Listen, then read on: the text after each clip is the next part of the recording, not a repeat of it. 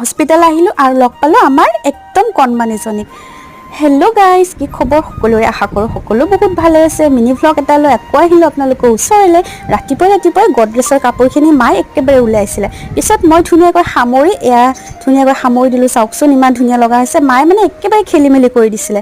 আৰু সন্ধিয়া আমি আহিলোঁ হস্পিটেললৈ। হস্পিটেল মানে নেম কেয়াৰ হস্পিটেললৈ। এয়া গোটেইকেইজন মা, ভণ্টি, মই আৰু আমাৰ টিকলু আহিলোঁ। মানে আমাৰ জেঠীমাৰ ছোৱালী এজনী এডমিট হৈছে, তাই হেনো টিউমাৰ হৈছে, সেইটো কাৰণে আমি এপাক খবৰ ল'বলৈ আহিলোঁ। তাৰপিছত মেডিকেলত খবৰ লৈ আমি ছাইডতে থকা হোটেল এখনত জেঠীমা সকলোকেইটাই আমি চাহ খাবলৈ সোমালোঁ। আৰু এয়া আমাৰ নতুন আলহী হ'বলগীয়া, পিছে পৰে কম পিছে কোন আলহী।